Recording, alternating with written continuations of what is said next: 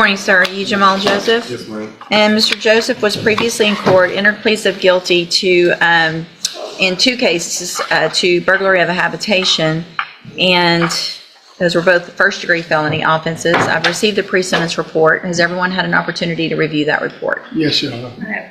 Are there any additions or corrections? No, Your Honor. And so it says here the fine was to be determined. Is that just, was that left up to Just me? left up to you, Judge, and I just wanted to let the court know, if you will recall, we did, obviously the criminal history is concerned. The factors underlying the burglary itself, the fact that he has full-time employment, the fact that the complainant is okay with probation, and the fact that he has pled to the higher first-degree charge, lending himself to that exposure if he's back for the reasons for the offer. And it looks like, it wasn't necessarily on the front page, but it looks like there has been some requests for restitution in each of the cases. Correct. 600 in 0493 and $160 in 0709. Is there any issue with me ordering that, Mr. Samuel? No, Your Honor. Okay, then at this time, Mr. Joseph, I'm going to find in each of your cases that you entered your pleas of guilty freely and voluntarily. In cause number 24, DCCR 0493, find sufficient evidence to find you guilty. However, I'm going to follow the agreement that you made with the district attorney and defer all proceedings and place you on probation for a period of 10 years. I'm going to order a $500 fine in that case and order that you pay restitution in that case in the amount of $600. You're also required to follow all of the rules and conditions of probation. And then in cause number 24, DCCR 0709, also find that you entered your plea of guilty freely and voluntarily, find sufficient evidence to find you guilty. However, I'm going to follow your agreement that you made and defer all proceedings and place you on probation for 10 years. You're ordered to pay a $500 fine in that case also, and ordered to pay $150 in restitution in that case, and also follow all of the rules and conditions of probation. If you do all of this, then this is an excellent opportunity because you do not have these felony convictions on your record. And at the end of the probation period, the cases will be dismissed and you'll never have the felony convictions. The other side of that, however, is if you violate any condition of probation, you can be brought back into court. You could be found guilty in each of the cases, and the range of punishment that I could sentence you to in each of these cases is a minimum 5 years in prison up to 99 years or the rest of your life. Do you understand? All right, I'm handing you the trial court certification that shows this was an agreement in each case that I followed, so you've waived your right to appeal. And I do want to make sure, I want the restitution, at least half, to get paid, not wait till after the fines and all of that, okay? If you'll just, that's his. If you'll just have a seat here in the courtroom, probation will call you when she's ready to go over all your paperwork. All right, good luck to you, sir. Thank you, Mr. May Senior. I be excused, Your Honor? Yes, sir. Have a good day. Good morning, you're Simone Dobbins. And Mr. Rojas, will your client waive the formal reading of the indictment? She will, Your Honor.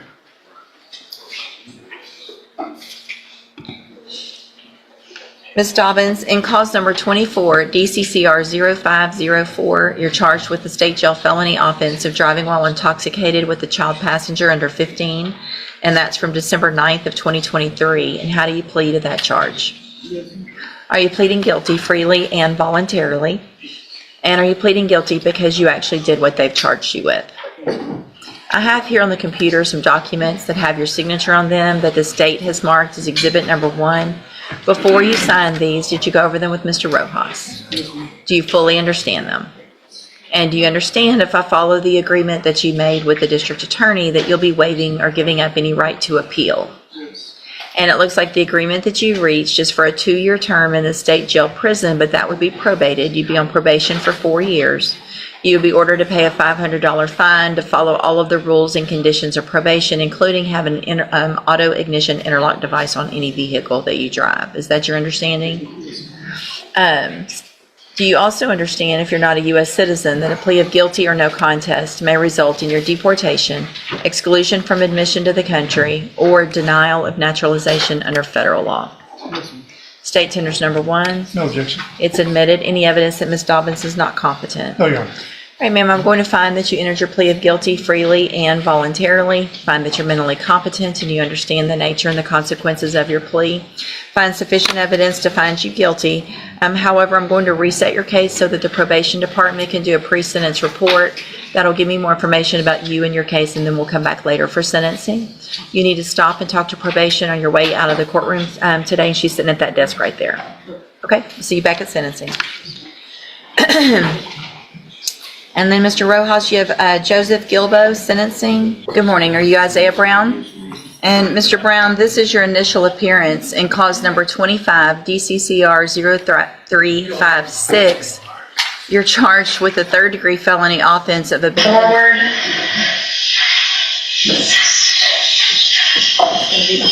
Isaiah Brown? Oh. I like that. Listen to this. What's happening? Up here.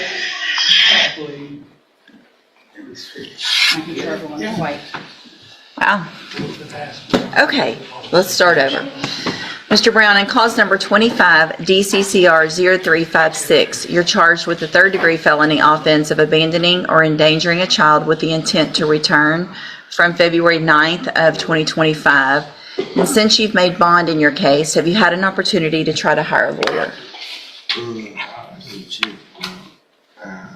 don't have the money for it. Okay, you get a check from, you do? All right, so that means you qualify for a court-appointed lawyer.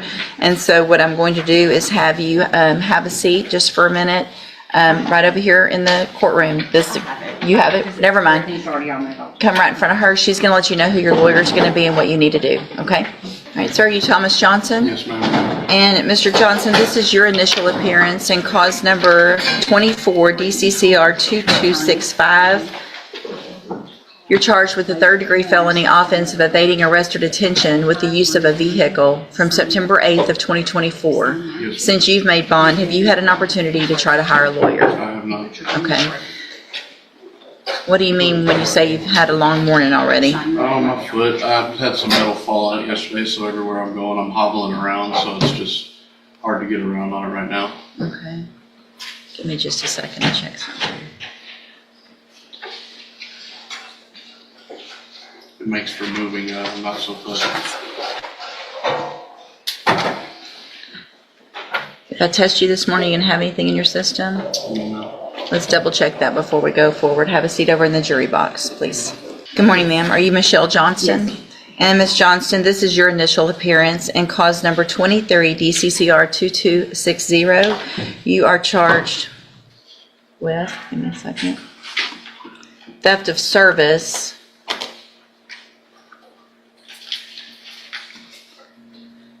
a state jail felony. I'm sorry? It took me a year to figure out what that was. Well, so it's a state jail felony offense, and since you've made bond in your case, have you had an opportunity to try to hire a lawyer? I did, and he's not here. You've already hired someone? Who'd you hire? John West. Okay. You've already paid him and all of that? No, he's the one that handled my federal case. Okay, but have you hired him on this case? Mhm. You have, but you just said you haven't paid him money. Yeah, because we're working on the payment plan for the other also. Okay. Huh? Have a seat here in the courtroom till he gets here. Don't leave. Good morning, sir. Are you Patrick Stewart? Are you Patrick Stewart? Yes, ma'am. And Mr. Stewart, this is your initial appearance in cause number 24, DCCR 2176. You're charged with a third-degree felony offense of injury to an elderly individual from September 27th of 2024. Since you've made bond in your case, have you had an opportunity to hire a lawyer? Can you hear me? Yeah, I hear you. Do you understand what I'm saying? You're asking if I hired a lawyer? Yeah. No, I haven't hired a lawyer, but I need to get a court appointed lawyer. Okay. Well, Probably have to do that while I'm here today. Well, are you working? I'm not working though. Okay. Why aren't you working? I don't have a vehicle or a phone or anything. I got no way to get to work. And actually, I'm right. I need to go. I'm going to go into the hospital when I leave here. I test you today, you gonna have anything in your system? No. Have a seat in the jury box. Have a seat right over there. We're gonna find that out first. Good morning, ma'am. You're Keisha Victoria? Ma'am. Miss Victoria, did you get someone hired? I'm still going with Rice Kempler, but I was looking at 3 other lawyers to see if like they could take, cause I'm on only 250 on him, and I was trying to see if I find somebody that's like, it's less than a mix of me doing 2 different jobs, cause I got many jobs, so I'm just kind of. Okay, so did you talk to some other, Yes, ma'am. so are you gonna be able to afford any of them, you think? Or Yes, one of them supposed to be calling me back today at 2 p.m. So hopefully I could be able to afford them because they, plus the money that I have put up already, they only want 110. So I'm praying I could be able to go with them. Okay, so who's the one that you've talked to? Parker LaPlay, that's who I talked to. Okay, 409-832-2300. okay, And I had talked to William Wickerson, 409-212-9655. all right, so if I give you one more reset, you think you'll be able to get someone hired? Yes, ma'am. All right, I'm gonna reset it one more time, try to get one of them hired. If it's not gonna work, call some others, bring me those names, and then if you can't do any of that, then when you come back, we'll see what your options are, okay? Yes, ma'am. Thank you for doing what I asked you. You can step in front of the clerk. Good morning, you're Naquinda Niclease. Did you get someone hired? No, ma'am, I just came up with the money for Raquel Friday. So they could be paid today. Speak up, please. I just got the milk money to pay Raquel. Okay, so you're gonna hire him this week? I'm gonna reset your case 1 week. If you get him hired, then you may not have to come next week, but unless he tells you or your bondsman tells you otherwise, you need to be here next week with proof that you've hired him, okay? All right, step in front of the clerk. Your Honor, while we've got Mr. Fliescher, we have him tested this morning. I'm showing he was arrested for an intoxication offense. Yeah, that's fine. You got a DWI? I haven't been judged in 13 years. You were negative last time, but Yeah. I just saw that he had an arrest last week. I just want to be sure, Judge. have a seat in the jury box. We'll double check that.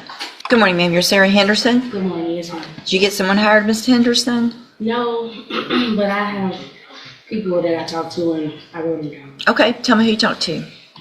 Okay, so right to Keith Hyde, Langston, Scott Adams, I have like 7 of them. Okay, so are you going to be able to hire any of them, you think? Yes, my work, I just started back working and last week it rained all week, so I didn't work. But I say like in the month I should be able to pay for it. Where are you working? In my trucking, dump trucks. Okay. So your case is getting really old. So if I'd like for you to fill out some paperwork this morning to see if you qualify for a court-appointed lawyer. And if you can later hire someone, great. But we've been doing this for a little bit. It's time to do something on your case. So if you step over in front of the clerk, fill out that paperwork, fill it out accurately and completely. You're going to swear under oath that it's all true about what your income is, what your bills are, and then I'll take a look at it, okay? Yes, ma'am. Thank you. Good morning, ma'am. You're Lauren Bridges. And Ms. Bridges, this is your initial appearance in cause number 25, DCCR 0354. You're charged with a state jail felony offense of credit or debit card abuse from October 16th of 2024. Since you've made bond in your case, have you had an opportunity to try to hire a lawyer? I thought I was court-appointed counsel. Right, so when you're in custody, we automatically appoint you an attorney. So what I'm going to do now is I expect you to at least try to hire a lawyer. So I'm going to give you about a 30-day reset to give you some time to try to hire a lawyer. If you get someone hired before the next court date, bring the reset notice that you get today to that lawyer. They'll tell you what to do.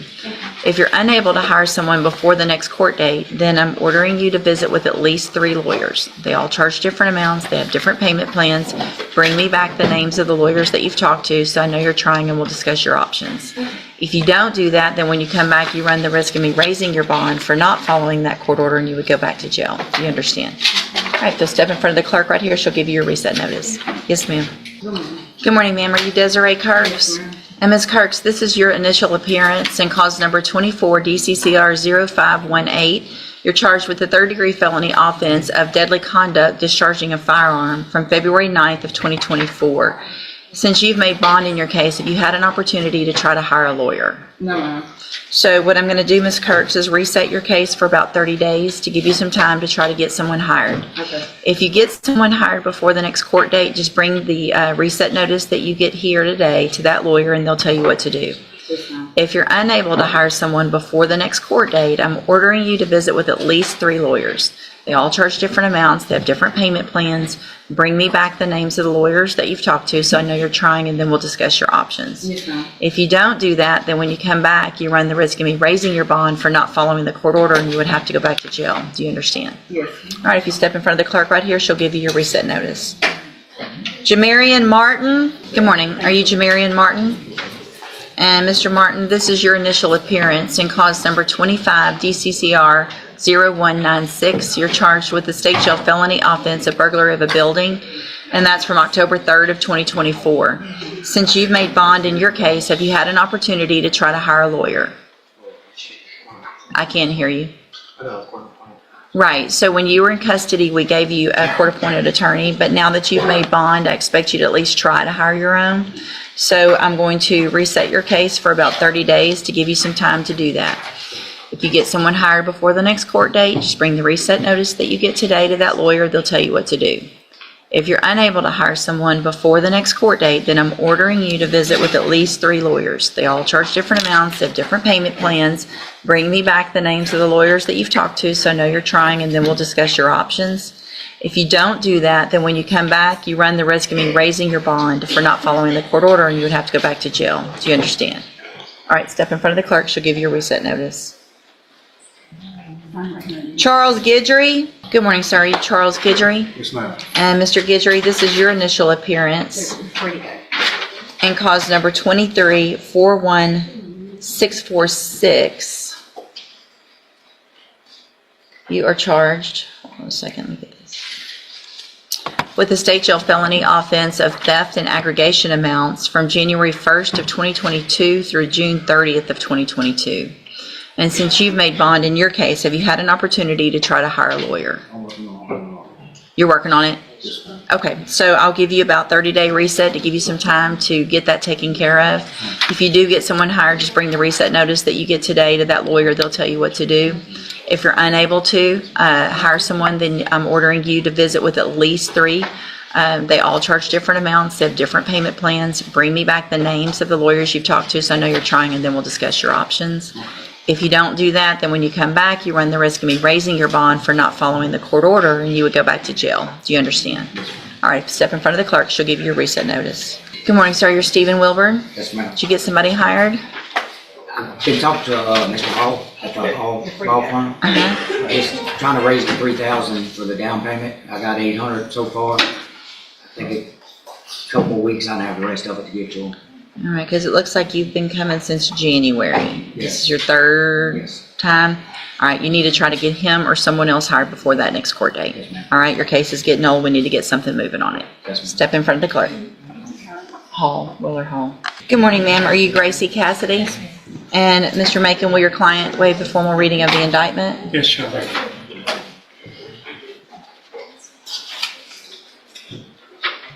Ms. Cassidy, in cause number 24 DCCR 1480, you're charged with unlawfully carrying a weapon on prohibited place, and that's from March 28th of 2024. And how do you plead to that charge?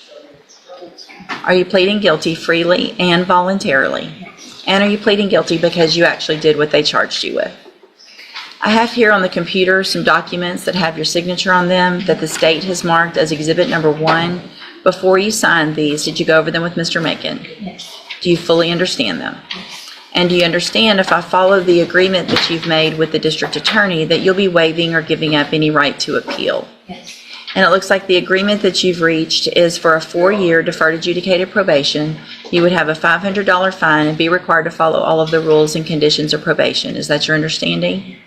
Do you, and it looks like the state, as part of that, is going to dismiss cause number 24 CCCR